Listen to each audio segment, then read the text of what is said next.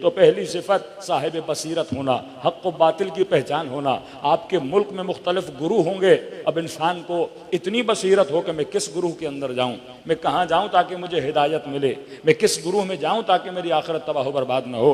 दूसरी सिफत फरमाया बसीरत के बाद सिफत कौन सी होनी चाहिए, फरमाया सारिऊ इलल खैरात, ऐ मोमिन जब भी खैर को देखो दौड़े दौड़े खैर की तरफ जाना।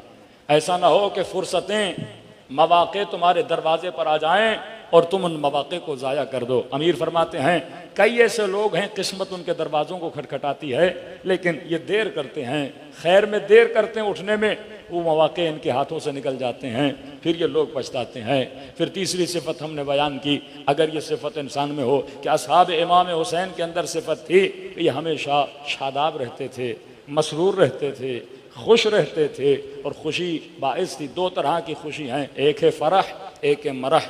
एक खुशी तकब्बुर वाली खुशी है, एक खुशी अल्लाह की इबादत में अल्लाह की इताअत वाली खुशी है कि जनाब बुरैर, जनाब यजीद इब्न सुबैत, जनाब हबीब इब्न मदाहिर, जनाब मुस्लिम इब्न औसजा या असहाब इमाम हुसैन शब आशूर पता है कल हम दुनिया से चले जाएंगे लेकिन चेहरे पे अजीब सी फ़रह है, ये फ़रह शहादत है, ये पहचान की फ़रह है कि हम राह हक़ पर हैं, कभी भी मौत से नहीं घबराए, कभी भी शहादत से नहीं घबराए, बल्कि तमन्ना कर रहे मौला हुसैन आपके हाथों में अपनी जान को कुर्बान करना चाहते हैं। तो मोमिन हमेशा खुश रहता है। आज मुआशरे में डिप्रेशन कितना ज़्यादा है, क्योंकि हम इस्लामी तालीमात से दूर हैं, क्योंकि हम अहले बैत अलैहिस्सलातु वस्सलाम की तालीमात से दूर हैं। अगर ये तालीमात हमारी ज़िंदगी में आ जाएँ तो इंसान की ज़िंदगी से गम ख़त्म हो जाए। सल्लत पढ़े मोहम्मद वाले मोहम्मद।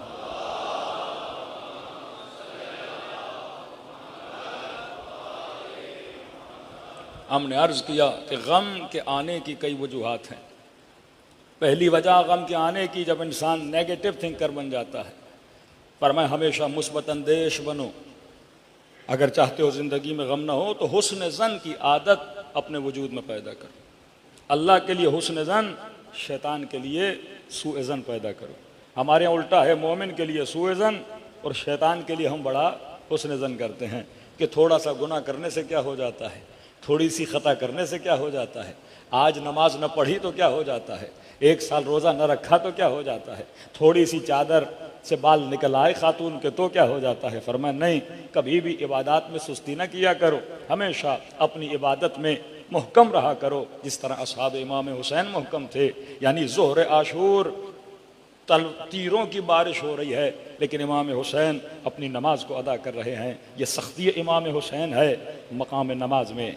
ज़िंदान शाम में आधी रात को सैयदा ज़ैनब नमाज शब पढ़ती हैं।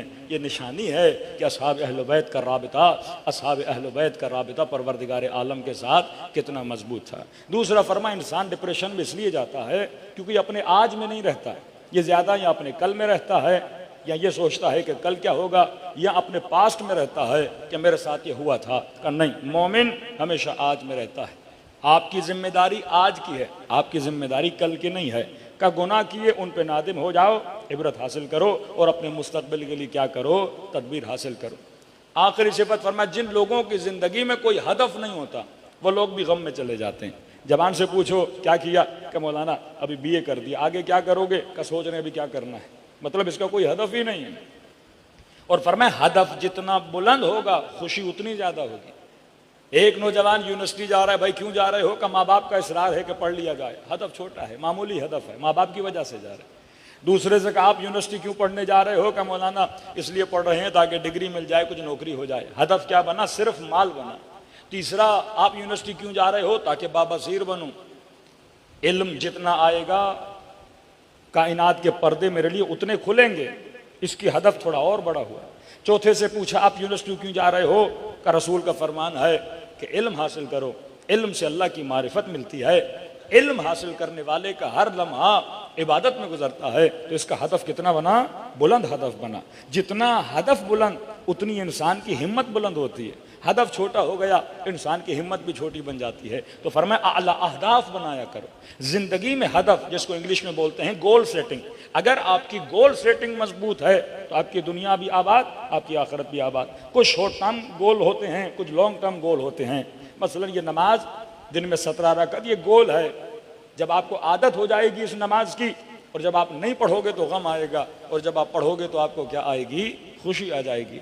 महीने वाला गोल बनाओ 40 दिन का गोल बनाओ। मन अखलसल्लाह 40 यौमा, जो 40 दिन अल्लाह के लिए खुलूस के साथ गुजारता है, फरमाया अल्लाह उसके दिल पे हिकमत के चश्मों को जारी कर देता है। आज हम में से किस मोमिन ने कहा मौलाना मसलन 40 दिन अल्लाह का ये जिक्र अंजाम दूंगा, अपने वजूद की गलत आदतों को लिखे का अच्छी आदत अपनानी है 40 डेज, बुरी आदत को निकालना है 40 डेज, यानी 40 दिन में इंसान की बॉडी में आदतें क्या हो जाती हैं, डेवलप हो जाती हैं। किसी भी बुरी आदत को निकालना है, आप 40 दिन उस काम को ना करें, वो डिलीट हो जाएगी आपके वजूद से। और किसी भी अच्छी आदत को पालना है, 40 दिन उस काम को करें, वो आदत आपके वजूद में क्या हो जाएगी, रासिख हो जाएगी। तो का इरादा जितना बुलंद, हदफ जितना बुलंद, इंसान की जिंदगी में उतनी खुशी आ जाती है। आखिरी सिफत हमने बयान की, काए मोमिन अगर खुश रहना चाहते हो, अगर जिंदगी में तरो ताजगी चाहते हो, तो फरमाया कभी भी सुस्ती से दूरी किया करो।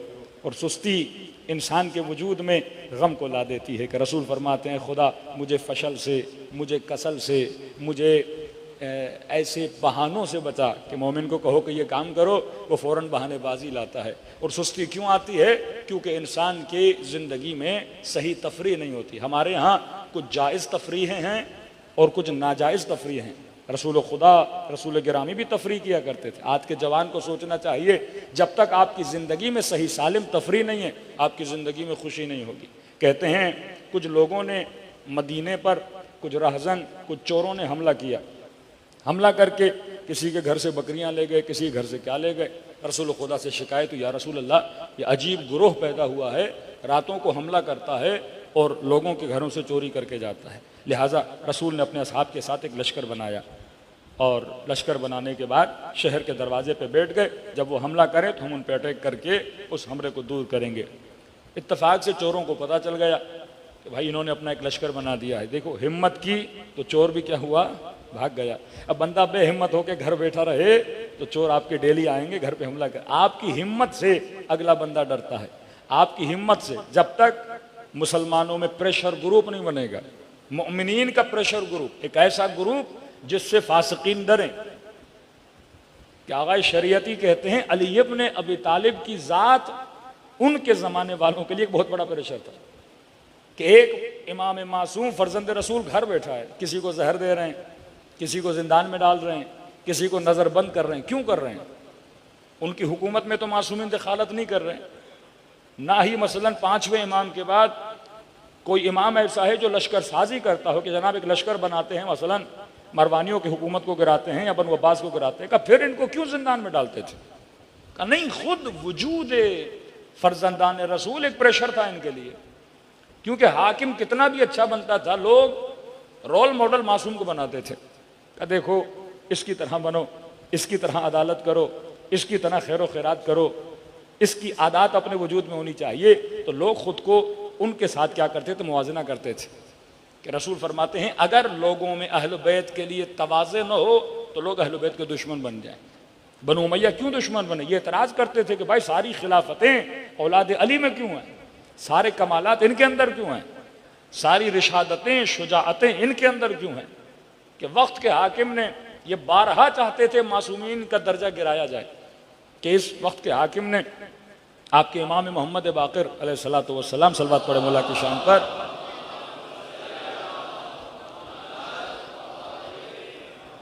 अपनी महफिल में इमाम को दावत दी, सिर्फ ये करने के लिए वो मौला को नीचा दिखाए। अब इमाम की उम्र बहुत हो चुकी थी, तो कहते हैं वहाँ पे तीरंदाजी का मुकाबला हो रहा था। तो सारे लोग तीर मार रहे थे, बीच में बोर्ड था और सेंटर में तीर लगना। तो इन्होंने देखा कि आपके 5वें इमाम बहुत ज़्यादा बूढ़े हो चुके हैं। जनाब ज़हबी अपनी किताब में लिखते हैं अफ़क़हुर रिजाल फ़िल अरब, 5वें इमाम के लिए कहते उस वक्त अरब में मोहम्मद बाक़िर से कोई बड़ा फ़क़ीह नहीं था, और अगर लायक खिलाफत उस ज़माने में कोई माना जाता था वो मोहम्मद बाक़िर था। इतना इल्म था इन इमाम का, इतने शागिर्द इन इमाम ने बनाए, फ़िक़ही उसूल तरतीब दिए आपके मोहम्मद बाक़िर ने।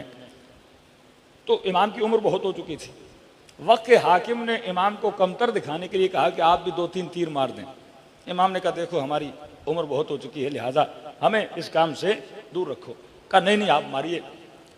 तो कहते हैं इमाम ने 3 तीर मारे, पहला तीर भी निशाने पे लगा और बाकी जो 2 तीर थे वो उन पहले वाले तीरों को चीरते हुए उसी तीर को लगे।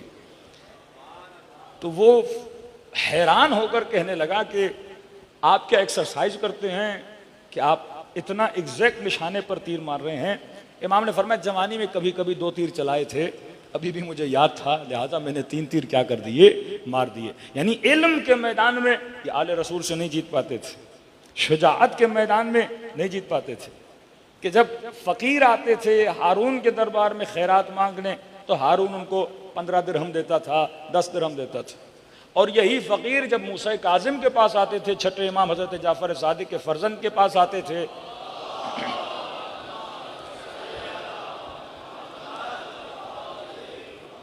तो आपके इमाम मूसा काज़िम 150 दिरहम फ़कीर को देते थे। का इतना ज़्यादा कि यानी उस ज़माने में 650 ग्राम सोना बनता है, 150 दिरहम देते थे फ़कीर को।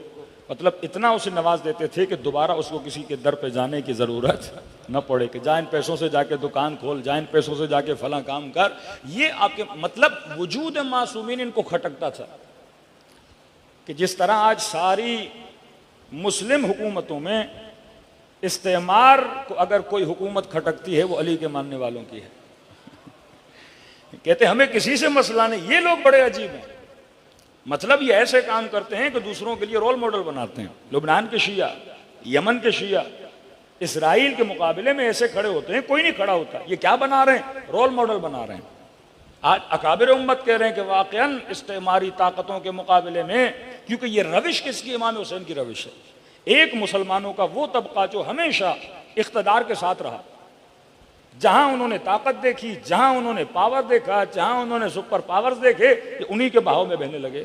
उम्मत का एक तबका वो था जो बहाव के खिलाफ चलता था। कि कुछ वो थे जो जालिमों के साथ चल रहे थे, फासिकों के साथ चल रहे थे, लेकिन कुछ वो थे जो जुल्म के खिलाफ। यानी आले रसूल ने हमेशा फासिकों का मुकाबला किया, हमेशा हाकिमों का मुकाबला किया, हमेशा सही को सही बोला, गलत को गलत बोला।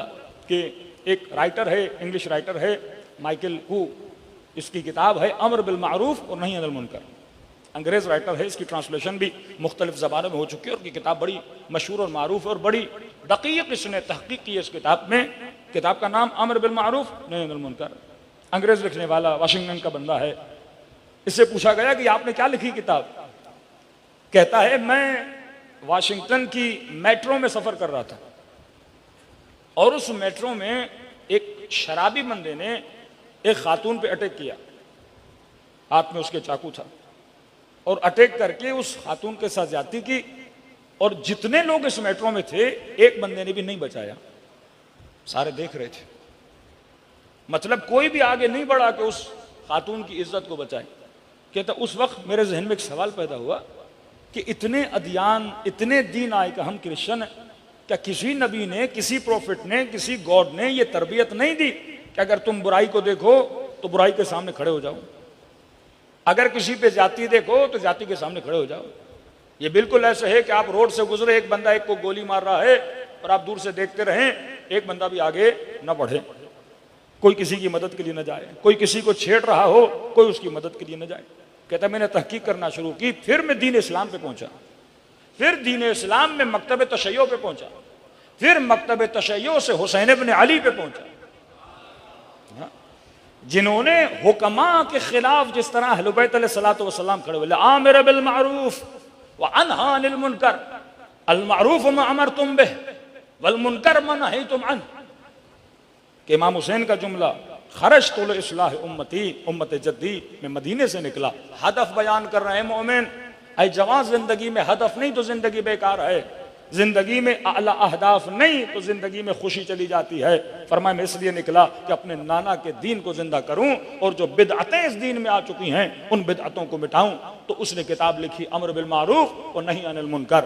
अगर मुआशरे से ये चीज खत्म हो जाए कि लोग बुराई को रोकने के लिए आगे न बढ़ें, मन्नियत मुआशरे में आ जाए, सेल्फिशनेस मुआशरे में आ जाए कि सिर्फ मेरा घर, सिर्फ मेरा बच्चा, सिर्फ मेरा कारोबार, सिर्फ मेरी नस्लें सुधरें, सिर्फ मेरी नस्लें परवान चढ़ें, सिर्फ अपना सोचता रहे, ये ज़कात का कॉन्सेप्ट, ये खुम्स का कॉन्सेप्ट, ये यतीम परवरी का कॉन्सेप्ट, ये बेवगान की परवरी का कॉन्सेप्ट, ये क्यों है? ये दीन इस्लाम ने दिया। मुआशरा तब तक नहीं सुधरता जब तक माशरे में सोशल वर्क न किया जाए, जब तक फलाही काम न किए जाए, क्योंकि अगर हर बंदा अपना सोचेगा तो माशरे में बेहरावरी बन जाएगी। इसी तरह आप जब भी किसी मासूम को, छठे इमाम को जब गुस्ल दिया जा रहा था तो साथ में फरमाते हैं, मैंने अपने बाबा के कांधों पे काले निशान देखे।